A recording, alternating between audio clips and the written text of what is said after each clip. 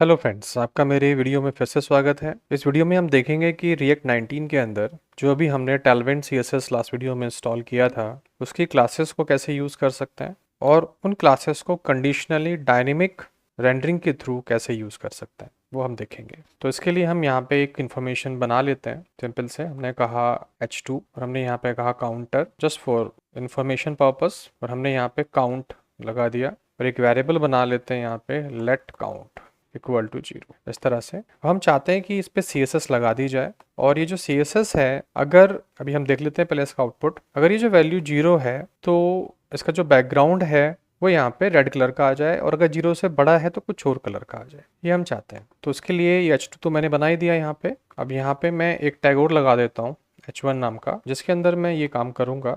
तो मैंने कट किया इसको और यहाँ पे लगा दी। कुछ चेंजेस नहीं आएंगे, ऐसे ही दिखेगा, बस थोड़ा नीचे आ जाएगा। तो h2 हटा देते हैं, h हटा के b कर देते हैं क्योंकि वो नई लाइन में लेके चला जाता है। इस तरह से कर देते हैं। अब ये जो b है हमारा, इस पे क्लास लगा देते हैं, क्लास नेम। तो यहाँ पे अगर मैंने लिखा सपोज करो रेड कलर, अब रेड कलर का हमें देना पड़ेगा बीजी रेड या रेड कलर। तो यहाँ पे पहले कर देते हैं टेक्स्ट कलर, टेक्स्ट रेड, और थोड़ा डार्क कर देते हैं। ये कलर मैंने इसको दे दिया। देखिए 0 आ रहा है तो कलर मेरा इसका रेड आ रहा है, और जो इसका बैकग्राउंड है वो भी देख लेते हैं। बैकग्राउंड भी लगा देते हैं यहाँ पे, और हम कहते हैं बीजी रेड, और यहाँ पे बैकग्राउंड जो है वो रेड लगा देते हैं, और कलर जो है वो वाइट कर देते हैं।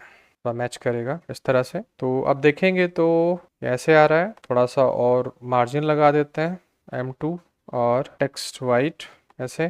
तो मार्जिन के लिए यहाँ पे पैडिंग कर देते हैं P2 इस तरह से, बल्कि P1 ही चलेगा शायद। यहाँ पे P1 कर देते हैं। ऐसे चल रहा है आराम से, हमारा कलर आ रहा है। और अभी जो पैडिंग है इसको लेफ्ट से 2 कर देते हैं और राइट से 2 कर देते हैं।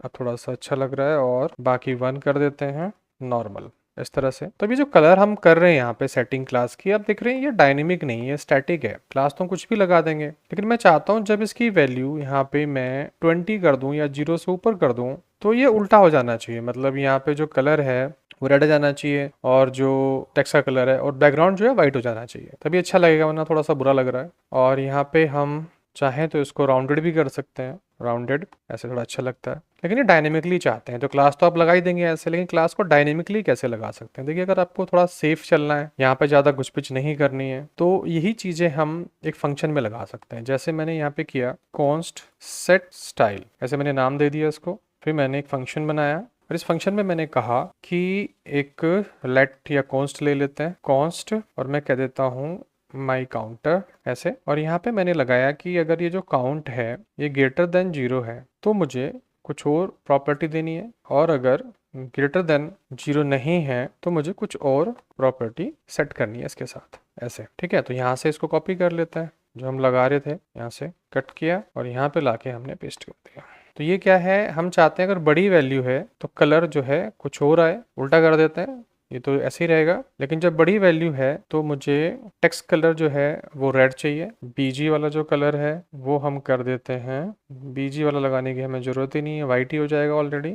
और जो टेक्स्ट है, टेक्स्ट वाइट हो गया, यहाँ पे रेड हो गया, और यहाँ पे हमें करना है टेक्स्ट रेड इस तरह से। और इसको कर देते हैं रिटर्न माई काउंटर इस तरह से। और यहाँ पे हम कर्ली ब्रैकेट लगा के माई स्टाइल नाम का जो फंक्शन है उसको कॉल करा लेते हैं, सेट स्टाइल ऐसे। तो अब देखते हैं, देखो अब हमने यहाँ पे जब इसको चलाया तो कलर मेरा आ गया रेड कलर का, बैकग्राउंड हो गया वाइट। अब अगर मैं इसकी वैल्यू को 0 कर देता हूँ तो अब देखेंगे ऑटोमेटिकली उल्टा हो गया, बैकग्राउंड रेड हो गया, और जो कलर है टेक्स्ट का वो हो गया वाइट। तो ये देखो हमने किस तरह से यहाँ पे जो क्लासेस लगाई वो डायनेमिकली लगाई।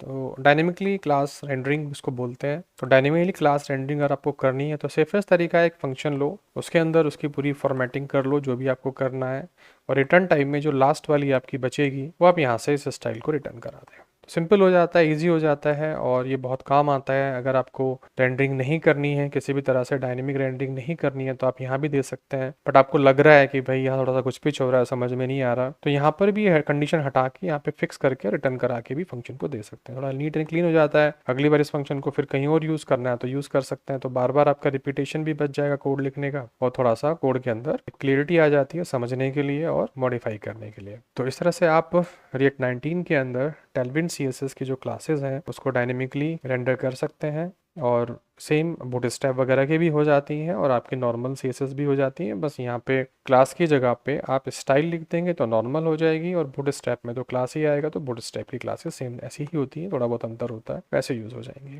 तो अगर आपको वीडियो अच्छा लगा तो लाइक कर दीजिएगा, चैनल को सब्सक्राइब कर लीजिएगा, और वीडियो देखने के लिए धन्यवाद।